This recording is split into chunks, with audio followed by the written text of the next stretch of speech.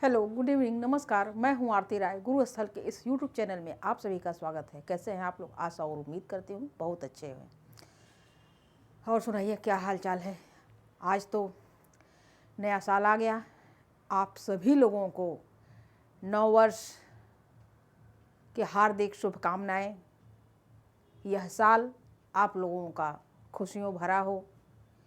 इस साल में आप लोग जो भी परीक्षा दें उसमें उत्तीर्ण हो, पास हो जाए, आप लोगों की नौकरी लग जाए, यही मेरी शुभकामनाएं हैं आप लोगों के लिए। ठीक, तो चलिए आज हम अपने क्लास को आगे बढ़ाते हैं। आज हमारा ये ऋग्वैदिक काल का आखिरी क्लास है, फिर उसके बाद हम उत्तर वैदिक काल पर कल से शुरू करेंगे। ठीक, तो ऋग्वैदिक काल में आज हम आर्थिक स्थिति पे बात करेंगे। ऋग्वैदिक काल का जो आर्थिक स्थिति है उस पर ही हमारी चर्चा होगी। ठीक, यही हमारी विषय वस्तु है। तो यहाँ पर देखिए लिखा गया है, हमने लिख दिया है यहाँ पे ऋग्वैदिक काल की अर्थव्यवस्था। अर्थव्यवस्था आप लोग जानते हैं। ठीक, चलिए आगे ऋग्वैदिक काल की अर्थव्यवस्था की बात करेंगे। जो उस समय का जो अर्थव्यवस्था था, उनकी संस्कृति कैसी थी? आप लोगों को पता है कि ऋग्वैदिक आर्यों की संस्कृति कबीलाई, चरवाहा, अर्धयायावर प्रकार की थी। जो आर्य लोग थे उनकी जो संस्कृति थी भाई, उनका समाज था, अर्धयायावर प्रकार का था, कबीलाई था, घुमक्कड़ी था, है ना। तो एक जगह से दूसरे जगह, तो उनके पास किस समय किस टाइप का उनका जो है समाज अर्थव्यवस्था के लिए काम करता था। भिन्न प्रणाली थी, है ना। कृषि व्यवस्था कैसा था? अगर उनकी अर्थव्यवस्था की अगर हम बात करें तो उनका जो सबसे मजबूत अर्थव्यवस्था था वो क्या था? पशुपालन। पशुपालन था। और पशुपालन में वो एक पशु थी, वह पशु जो सबसे महत्वपूर्ण थी वह थी गाय। अब चलिए यहाँ से शुरुआत करते हैं। ऋग्वैदिक काल की अर्थव्यवस्था। ऋग्वैदिक आर्यों की संस्कृति कबीलाई, चरवाहा, अर्धयायावर प्रकार की थी।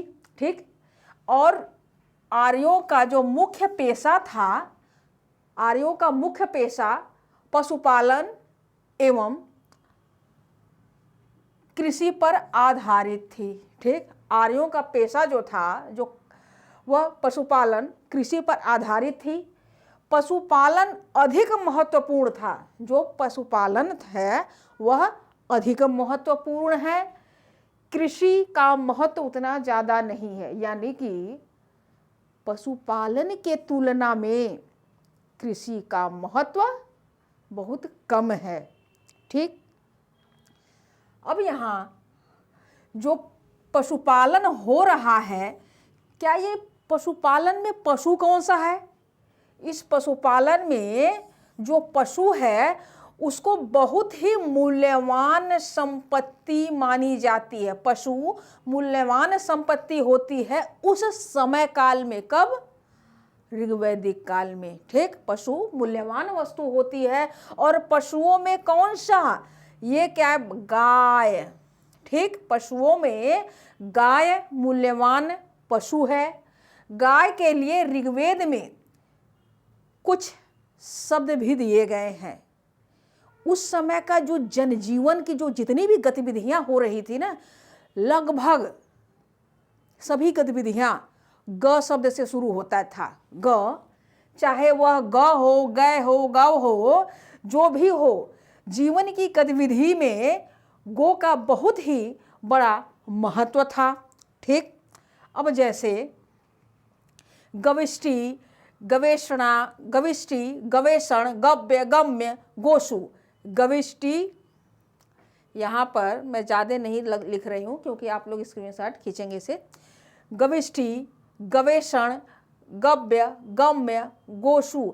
ये गविष्टि, गवेषण, गव्य, गम्य, गोषु, ये सभी शब्द किसके लिए प्रयोग किए गए हैं? युद्ध के लिए प्रयोग किए गए हैं। ठीक, और और भी सारे हैं, ये तो इतने युद्ध के लिए ही हैं, ये इतने जो भी शब्द हैं ये युद्ध के लिए प्रयोग किए गए हैं, ठीक। और इसमें अगर आपकी परीक्षा में सबसे ज़्यादा बार पूछा जाने वाला गविष्टि शब्द है, गविष्टि, ठीक। गविष्टि युद्ध के लिए प्रयोग होता था। हालांकि ये सारे शब्द युद्ध के लिए प्रयोग हो रहे हैं, लेकिन गविष्टि मुख्य रूप से परीक्षाओं में आते हैं, इसलिए हम यहाँ पे लिखे गविष्टि युद्ध के लिए प्रयोग होता था। और गोमत शब्द जो था वह धनी व्यक्तियों के लिए प्रयोग होता था। गोमत, जो ऋग्वेद में गोमत शब्द की जो चर्चा है वह धनी व्यक्ति के लिए है। एक गुधुली शब्द है, ये भी देखिए, सब गविष्टि, गोमत, गुधुली, गौ, गवेषणा, ये जो गोधली है ये समय के लिए है। ये कौन सा समय? संध्या काल वाला। गोधली का मतलब संध्या काल, एक गोधली का मतलब संध्या काल, ठीक, संध्या के समय। अगर प्रातः काल के लिए शब्द कौन सा है ऋग्वेद में दिया हुआ?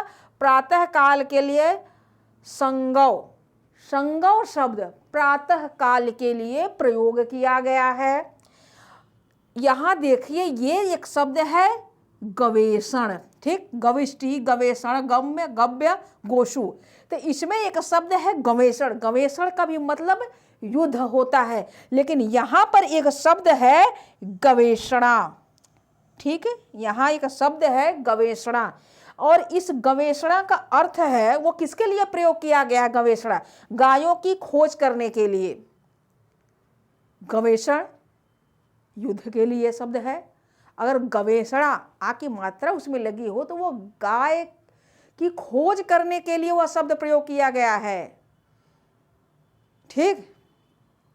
एक शब्द है गवतु या गोचरमन, गवतु या गोचरमन, ये सब शब्द कहाँ हैं ऋग्वेद में? गवतु या गोचरमन, दूरी माप के लिए। भाई दूरी कैसे मापते हैं? आजकल तो है ना 1 किलोमीटर 2 किलोमीटर नापते हैं ना, तो उस समय काल में ऋग्वैदिक समाज में जो दूरी मापने का जो भी वस्तु थी उसे क्या कहते थे? गवतु, गवयतु, गोचरमन, यह 2 शब्द का प्रयोग किया गया है दूरी माप के लिए, ठीक। एक अगर जन का कोई नायक हो, जो बड़ा भाई हीरो टाइप वाला आदमी, तो उसको क्या कहते थे? गोजित कहते थे, गोजित, ठीक। ये सारे शब्द आप लोग स्क्रीनशॉट खींचेंगे और यह भी लिखेंगे, और इसमें जो भी 2-2 लाइन लिखाना है वह भी मैं लिखाऊंगी, ठीक। अब यहाँ पर गाय के लिए तो इतनी सारी, अब गाय के लिए जो गाय है, एक ही गौशाला में जो लोग रहते थे, गाय का जो गौशाला होता था, एक ही गौशाला में रहने वाले लोग को एक गोत्र के माने जाते थे। एक ही गौशाला में रहने वाले जो लोग होते थे उस समय काल में एक गोत्र के माने जाते थे। और पुत्री के लिए भी एक शब्द आया है, यह शब्द है दुहिता, ठीक। एक पुत्री के लिए, लड़की के लिए एक शब्द आया है, वह शब्द है दुहिता। दुहिता का मतलब है कि दूध दूहने वाली, ठीक। पुत्री के लिए शब्द आया जो दूध दूहती हो, वह दुहिता है, ठीक। अब आगे हम आते हैं। अब यहाँ तो हमने जो मुख्य इनका जो पेशा है, पेशा में जो सबसे अधिक महत्वपूर्ण है वह क्या है? पशुपालन। पशुपालन है। और पशु कौन सी है? वह गाय है। गायों के लिए ऋग्वेद में अच्छी अच्छी बातें हैं, और उस समय काल में जो भी कुछ इनकी जीवन की गतिविधियां होती थी, इनके जीवन में, चाहे वह शाम हो, सुबह हो, युद्ध हो रहा हो, कुछ भी हो, सब ग शब्द से ही शुरुआत होती थी, ठीक। अब आगे चलते हैं। अब हम एक कृषि भी है भाई, इनका जो द्वितीयक पेशा यानी दूसरा पेशा कृषि है। यहाँ देखिए कृषि की चर्चा है, ठीक। कृषि संबंधी 24 श्लोक ऋग्वेद में देखने को मिलता है। ठीक, ऋग्वेद में कृषि के लिए 24 श्लोक लिखे हुए हैं। ऋग्वैदिक काल की जो अर्थव्यवस्था में यह द्वितीयक पेशा थी। यहाँ देखिए, कृषि संबंधी 24 श्लोक ऋग्वेद में देखने को मिलते हैं। कृषि ऋग्वैदिक काल की अर्थव्यवस्था में द्वितीयक पेशा थी, यानी यह दूसरा काम था। और ये जो कृषि था, ये आर्य लोग नहीं करते थे। ये जिन क्षेत्रों को जीतते थे उस पर कब्जा कर लेते थे। जीतते क्या, अरे जीते क्या, एक इतना ज़्यादा ये लोग आ गए कि भाई ये कब्जा कर लेते थे। तो जो उस समय के जो देसी लोग थे वहीं ज़्यादातर कृषि करते थे, और उन्हीं से भाई ये वो पूरा एरिया जो होता है, जो भी भूमि क्षेत्र हो, ये अधिकार कर लेते थे उस पर। तो वहाँ के देसी लोगों से ये कृषि भी करवाते थे। तो इनका पेशा तो नहीं था, इनका जो पेशा था द्वितीयक पेशा था। ठीक, कुछ लोग उस पर कार्य करवाते रहे होंगे। ठीक है, मतलब कृषि का महत्व उस समय ज़्यादा नहीं था इनके लिए। इनका महत्व तो सिर्फ पशुपालन के लिए था, गाय के लिए। ठीक, ऋग्वेद में कृषि संबंधित कुछ शब्दावलियों की जानकारी मिलती है। ऋग्वेद में कृषि से भी कई सारे शब्द पाए गए हैं। उसमें कई सारे शब्दों में आप लोगों को पूछा भी है। जैसे आप लोग उर्वरा शब्द देखे होंगे। उर्वरा किसके लिए, कृषि योग्य भूमि के लिए उर्वरा शब्द है। ठीक, और हल की बात करें, हल या उसका फाल, उसके लिए लांगल शब्द है। यहाँ हम देखते रहते हैं। देखिए, ये जो शब्दावलियाँ हैं किसके लिए, शब्दावली किससे हैं, ऋग्वेद में कृषि से संबंधित शब्दावलियाँ हैं। जैसे उर्वरा, ये किसके लिए है, कृषि योग्य भूमि के लिए है। लांगल, यहाँ लांगल शून्य सीर हल के लिए है। हल हो या हल का फाल हो, हल तो देखिए लकड़ी का रहा होगा। ठीक, लेकिन अगर उसे जोतना है खेतों को तो फाल उस समय रहा होगा ना। फाल तो भाई इनके पास रही होगी। तो जो भी हल या हल के फाल के लिए यहाँ पर आपके यहाँ ये लांगल शब्द जरूर आए हैं। ठीक ना, लांगल या शून्य या सीर हल तथा उसका फाल के लिए प्रयोग किया गया है। हल, यहाँ पर हल ल हट रहा है तो इसे हम ठीक से बना देते हैं। ठीक, हल, ये हल है भाई। ठीक, हल तथा उसके फाल के लिए लांगल शून्य सीर शब्द का प्रयोग किया गया है। कहाँ पर, ऋग्वेद में। और फसल काटने के लिए भी कुछ शब्दों का प्रयोग किया गया है। कौन से शब्द हैं, एक शब्द है दात्रा या श्रेणी। श्रेणी शब्द हो कहीं या दात्रा शब्द हो, उसका मतलब क्या है, फसल काटने। ठीक, फसल काटने के लिए, ये जो फसल है, फसल को काटने के लिए उर्दर, एक शब्द है उर्दर। यह क्या है, अनाज को नापने के लिए, अनाज को मापने के लिए उर्दर शब्द का प्रयोग किया गया है ऋग्वेद में। ठीक, अब जूती हुई भूमि, देखिए यहाँ पर लांगल शून्य सीर हल तथा उसके फाल के लिए प्रयोग किया गया है। लेकिन जो जूती हुई भूमि, जो खेत जोत दिए गए हैं, उसके लिए सीता या कुंड शब्द का प्रयोग किया गया है। तैतरी संहिता में, यहाँ पर देखिए तैतरी संहिता में फाल को, यहाँ तो ये ऋग्वेद में ये फिर से सुनिए, ऋग्वेद में हल या फाल के लिए, हल या उसके फाल के लिए लांगल शून्य सीर का शब्द का प्रयोग हुआ गया ऋग्वेद में। वहीं तैतरी संहिता में फाल के लिए अलग शब्द है। वह कौन सा शब्द है, फाल को परिवत कहा गया है।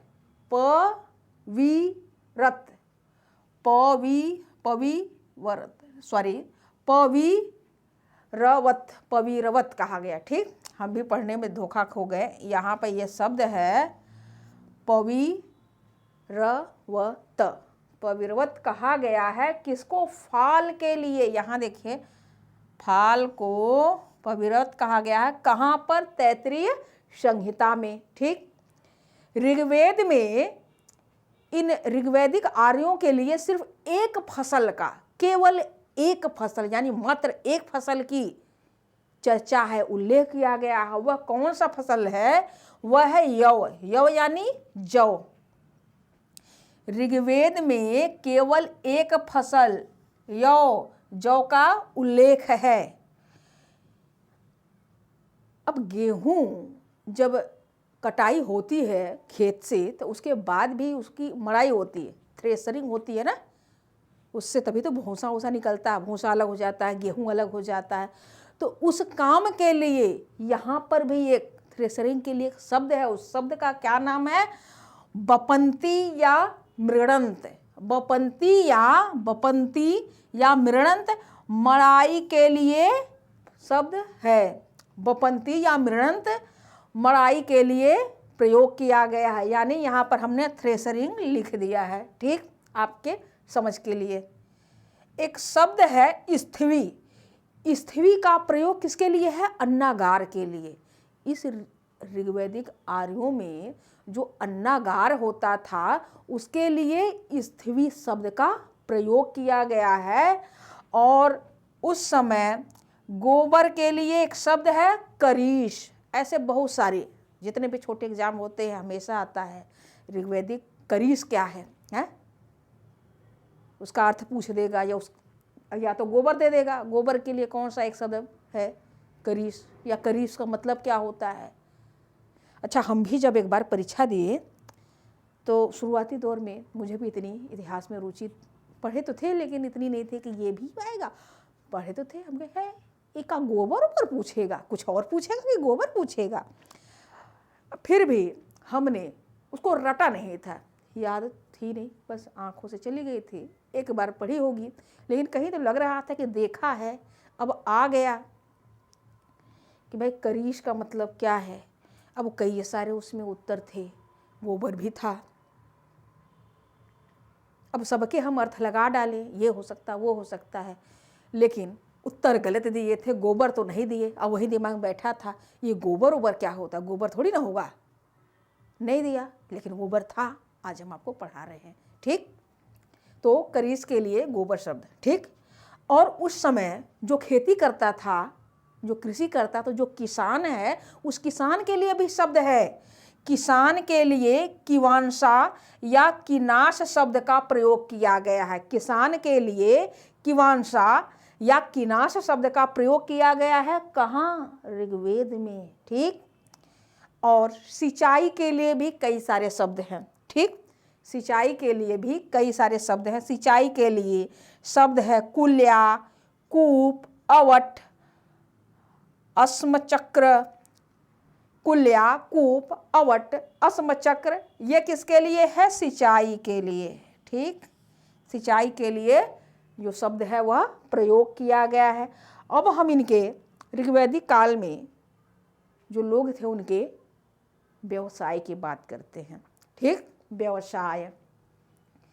उस समय काल में जो व्यवसाय था वह अनुवांशिक नहीं था, कोई भी कोई काम कर सकता था। ठीक है ना।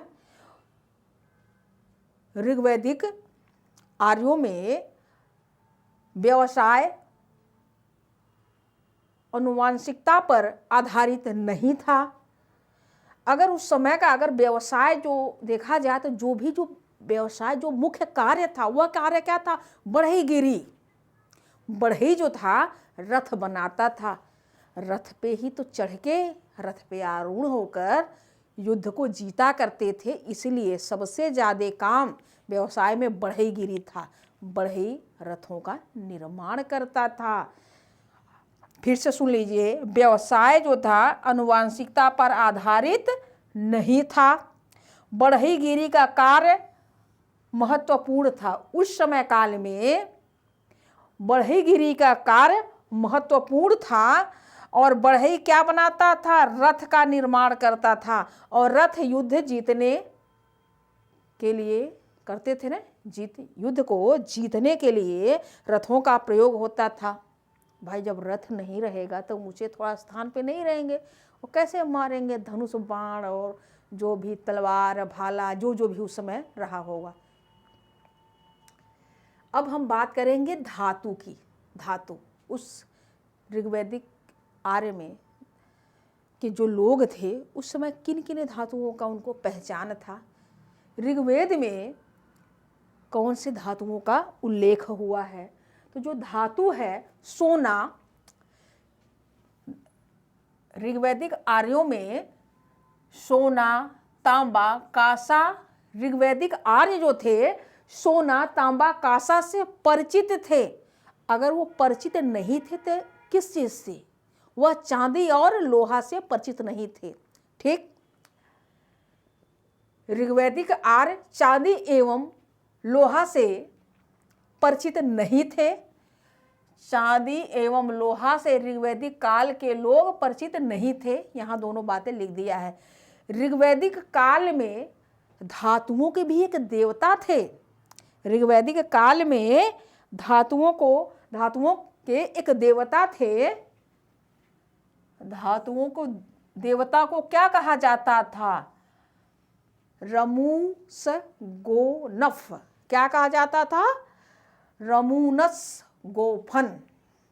यहाँ जो ये एक अलग तथ्य है, यह जरूर आप याद करिएगा कि ऋग्वैदिक काल में धातुओं के देवता को रमूनस गोफन कहते थे। ठीक, अब धातु के लिए उस समय में यानी ऋग्वेद में धातु के लिए एक शब्द का प्रयोग हुआ है, अयस।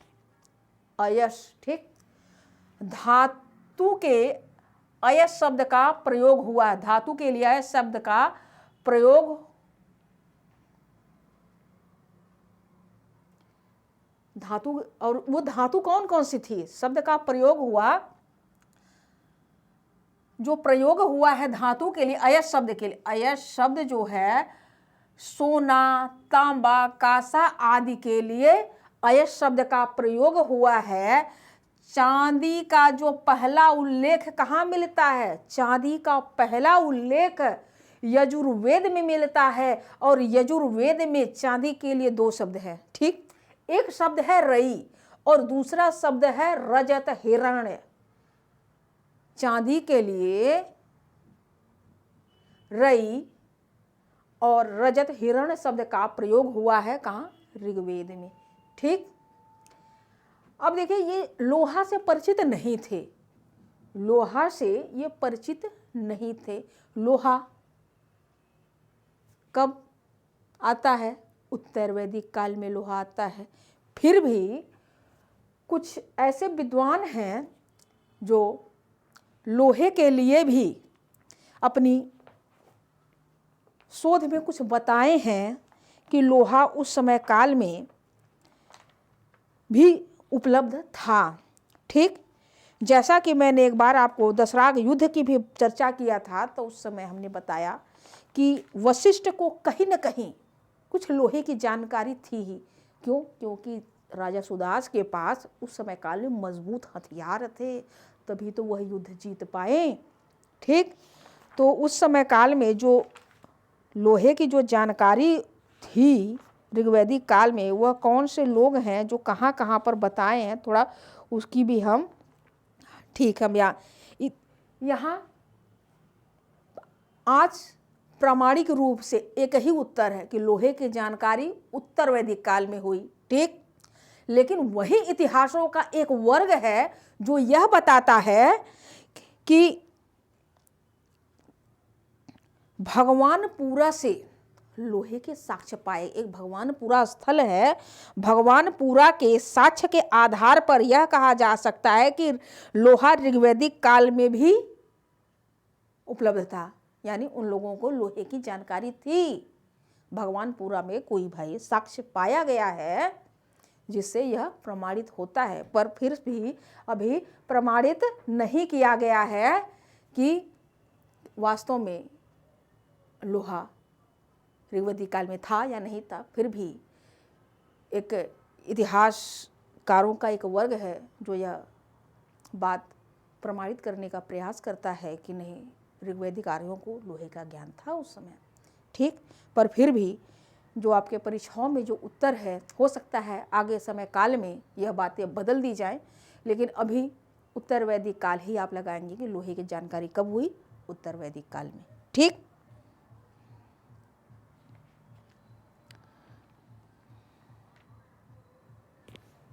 और कुछ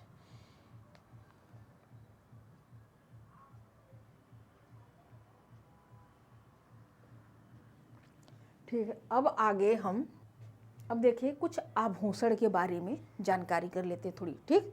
आभूषण, ऋग्वैदिक काल में आभूषण को निष्क कहा जाता था। ऋग्वैदिक काल में जो आभूषण थे उनको निष्क कहा जाता था। बाद में निष्क शब्द स्वर्ण धातु के लिए प्रयोग, मतलब एक जो आभूषण है ना, उन आभूषणों को ही निष्क कहा जाता था। वहीं बाद में समय धीरे धीरे बीतता रहा, वहीं बाद में निष्क शब्द स्वर्ण के लिए प्रयोग होने लगा, ठीक। बाद में पहले आभूषण के लिए निष्क शब्द का प्रयोग होता था और बाद में यह निष्क शब्द स्वर्ण यानी सोने के लिए प्रयोग होने लगा था। अब वस्त्र निर्माण की हम बात करते हैं, ठीक। वस्त्र निर्माण,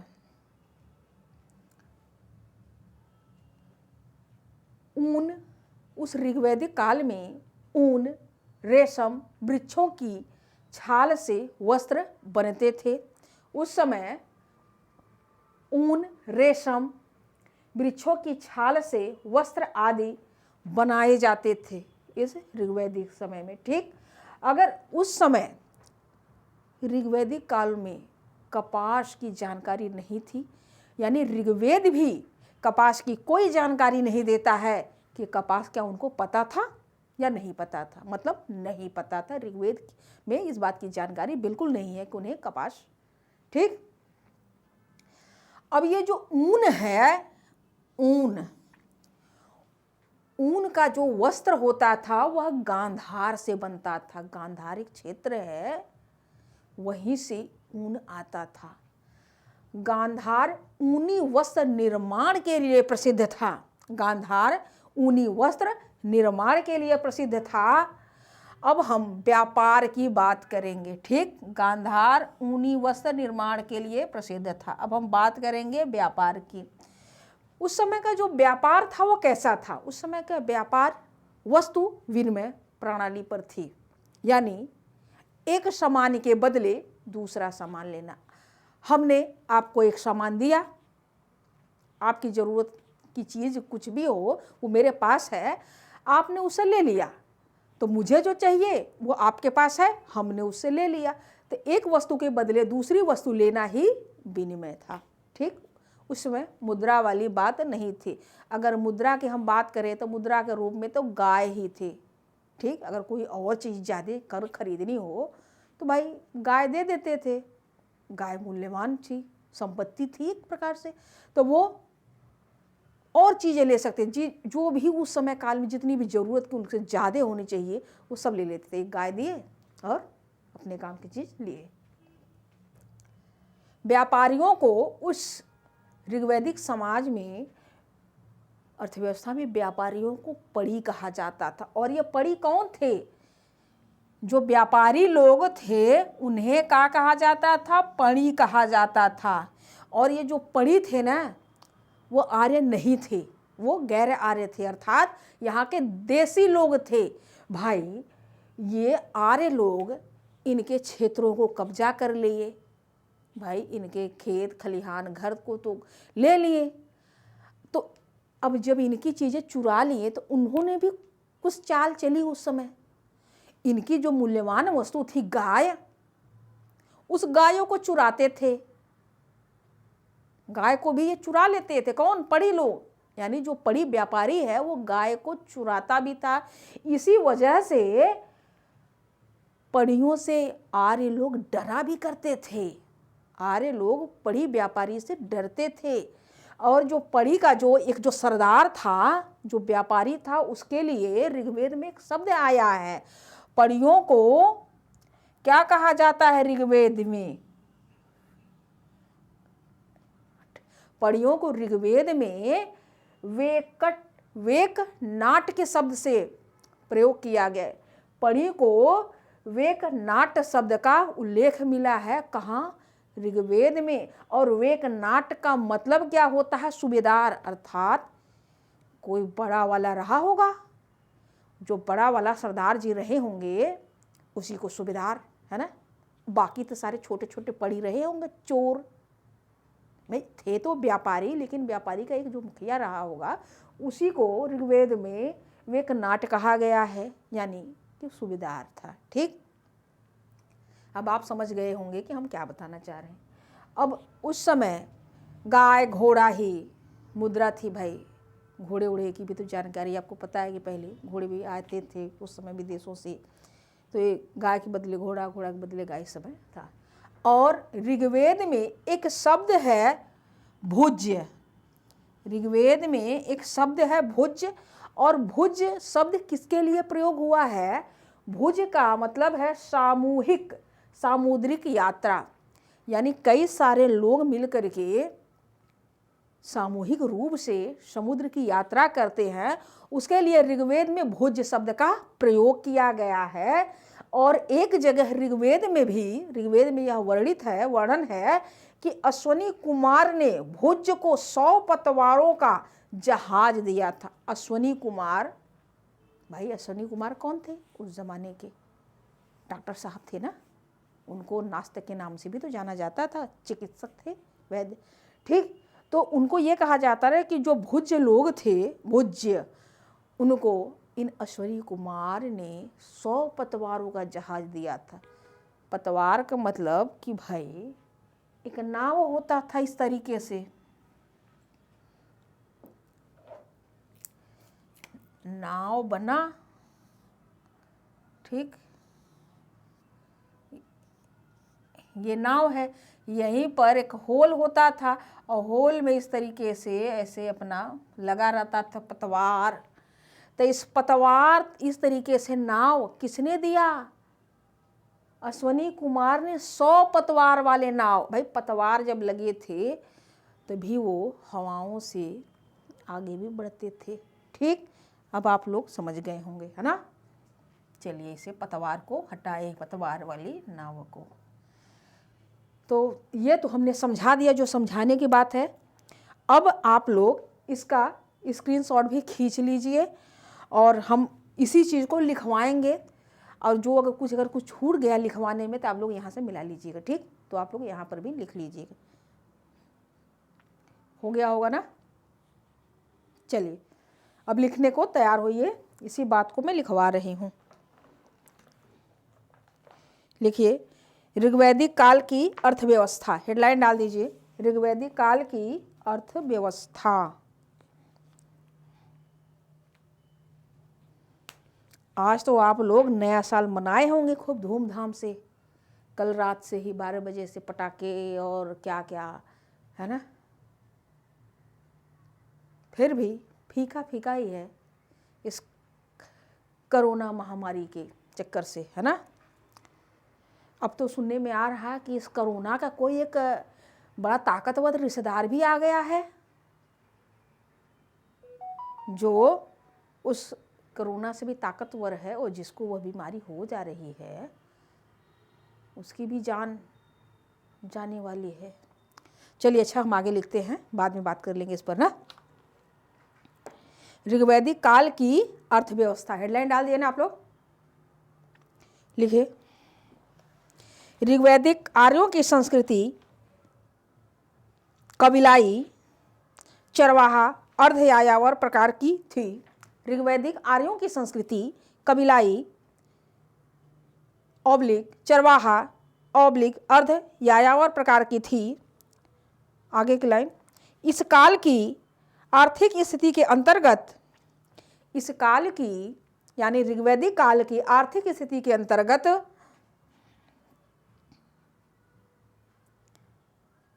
ऋग्वैदिक आर्यों का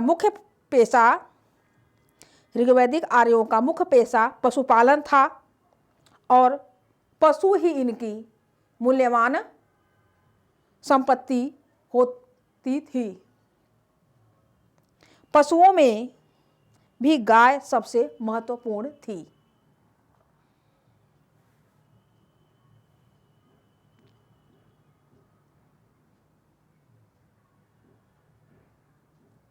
आगे लिखिए, एक ही गौशाला के अंतर्गत रहने वाले लोग एक ही गोत्र के माने जाते थे। एक ही गौशाला के अंतर्गत रहने वाले लोग एक ही गोत्र के माने जाते थे। ऋग्वेद में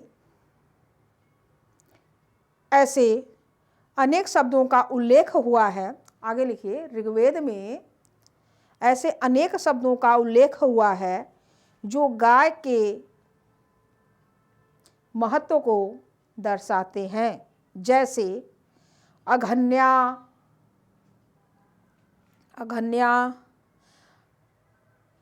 का मतलब जिसकी हत्या, अघन्या शायद यहाँ हमने नहीं लिखा भाई, चलिए अघन्या जिसकी हत्या नहीं की जानी चाहिए। ठीक, अघन्या का इसके ब्रैकेट में भी आप लिख लीजिएगा, जिसकी हत्या नहीं की जानी चाहिए। दुहिता का मतलब पुत्री। ठीक, जो दूध दूहने वाली हो। ठीक, जो दूध को दूहती है वह दुहिता कही जाती है। ठीक, गविष्टि। अब यहाँ पर एक शब्द हम बता रहे हैं युद्ध के लिए लिखिए, युद्ध के लिए शब्द लिखिए गविष्टि, गवेषण, गव्य, गम्य, गोवु, ये सभी युद्ध के लिए हैं। ठीक, अब आगे लिखिए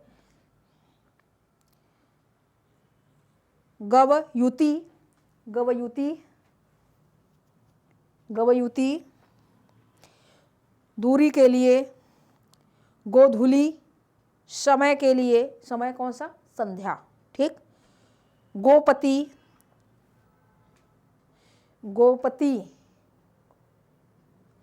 राजा के लिए, और लिखिए संगव प्रातः काल के लिए, गवेषणा, यहाँ पर हमने गवेषण शब्द कहा है वह युद्ध के लिए, और गवेषणा गाय की खोज के लिए, गवयतु ऑब्लिक गोचरमन दूरी की माप के लिए, गोजित जन का नायक यानी राजा, गोपति। ठीक, अब गोमत धनी व्यक्ति के लिए। ठीक, अब आगे लिखिए अगली लाइन, गोमत संपन्न व्यक्ति यानी जिसके पास बहुत सारे गाय हों, वही तो धनी व्यक्ति रहेगा उस समय। आगे लिखिए, ऋग्वैदिक आर्यों का द्वितीयक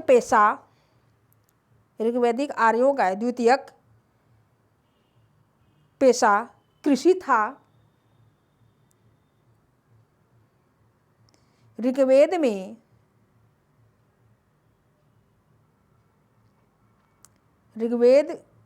में कृषि के लिए मात्र 24 श्लोकों का उल्लेख हुआ है।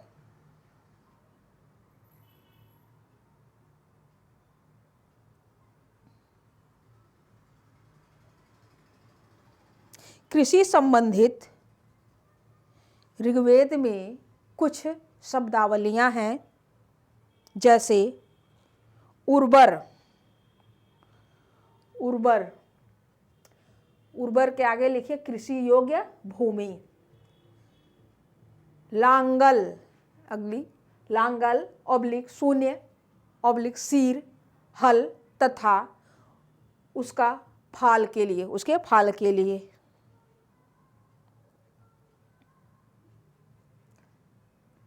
दात्र या श्रेणी फसल काटने के लिए, उर्दर अनाज मापने के लिए, अनाज जो नाप सकते हैं कैसे, सीता एवं कुंड जुती हुई भूमि के लिए। आगे लिखिए, तैत्तिरीय संहिता में फल को, तैत्तिरीय संहिता में फल नहीं फाल, तैत्तिरीय संहिता में फाल के लिए पविरवत कहा गया है, पविरवत तैत्तिरीय संहिता में। ठीक, ऋग्वेद में फल के लिए क्या है, लांगल, लांगल शब्द ही ज़्यादातर पूछे गए हैं। ठीक, पर फिर भी हमने शून्य सिर भी लिख दिया है कि क्या पता लांगल भाई लोगों को पता है, अब लांगल के स्थान पे ये शून्य सिर पूछ दे तो आपको पता होना चाहिए ना कि शून्य सिर का मतलब भी हल या हल का फाल है। ठीक, आगे लिखे, ऋग्वेद में केवल एक फसल यौ ब्रैकेट में जौ का उल्लेख हुआ है।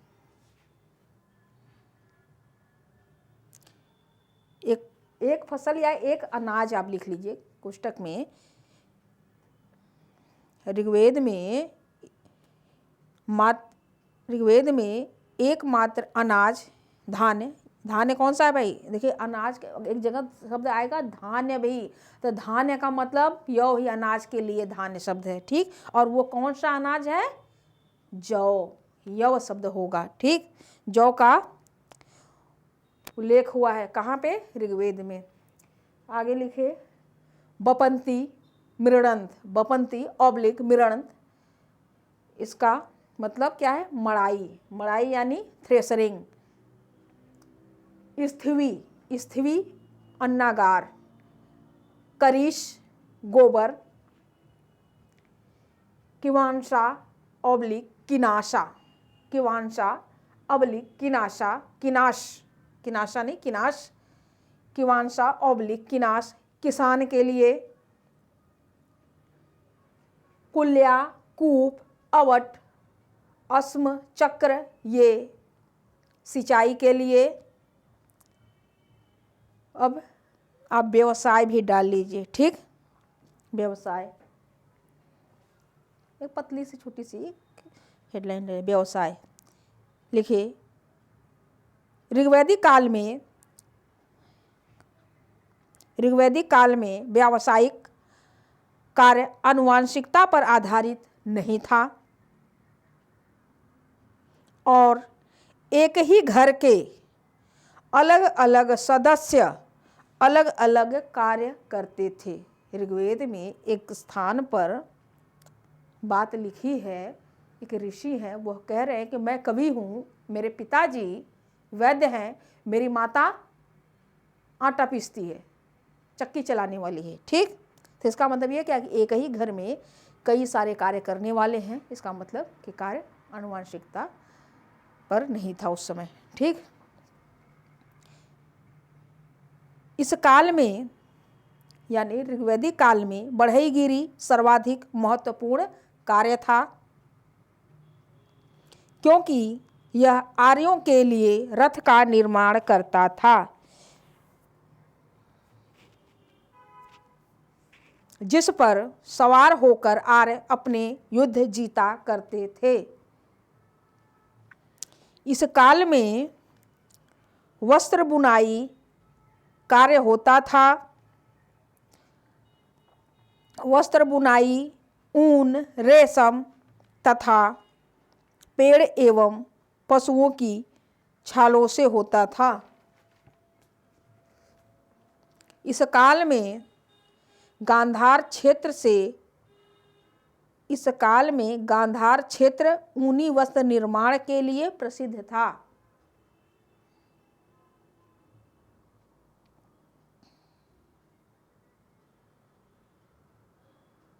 आगे लाइन लिखिए, ऋग्वैदिक काल में धातुओं के लिए अयस शब्द का प्रयोग हुआ है। ऋग्वैदिक काल में धातुओं के लिए अयस शब्द का प्रयोग हुआ है। इस काल के लोग सोना, तांबा, कांसा आदि धातुओं का प्रयोग करते थे। चांदी तथा लोहा से इस काल के लोग परिचित नहीं थे। चांदी तथा लोहा इन दोनों का प्रथम जानकारी उत्तर वैदिक काल में मिलती है। चांदी का प्रथम साक्ष्य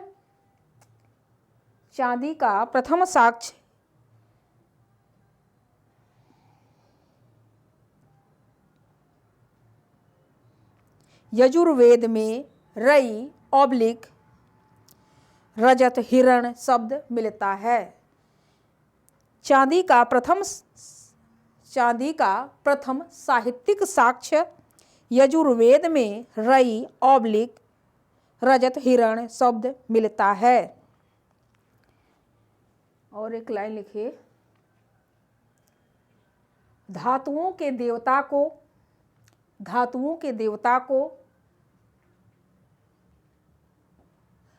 रमूस गोनफ, ये लिखा है, रमूस गोनफ कहते हैं। ये कहाँ ऐसा उल्लेख मिला है? ऋग्वेद में ही। ठीक, आगे लिखे, इस काल में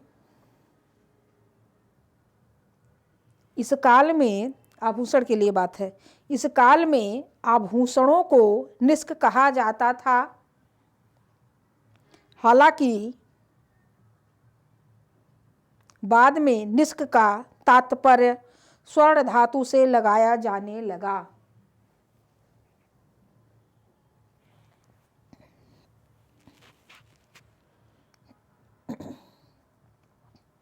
आगे लिखिए, इस काल में व्यापारियों को पड़ी कहा जाता था।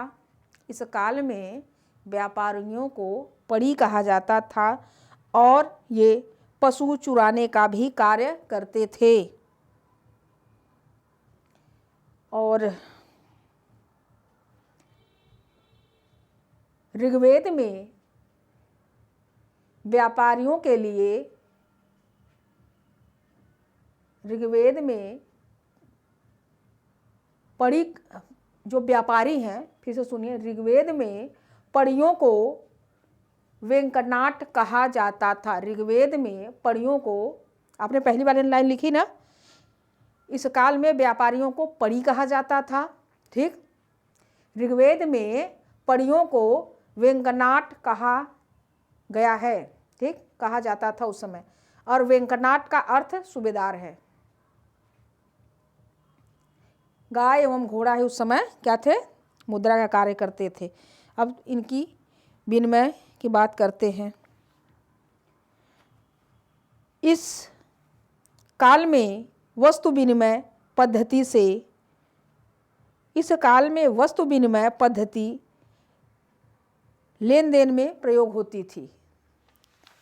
लेन देन में प्रयोग होती थी। भाई, एक सामान लिया, दूसरा सामान दिया। और आगे लिखे, ऋग्वेद में एक स्थान पर भुज शब्द का प्रयोग हुआ है। भुज शब्द सामूहिक सामुद्रिक यात्रा के लिए प्रयोग किया गया है। अश्विनी कुमार ने भुज को 100 पतवारों वाला जहाज दिया था। अब ये आपका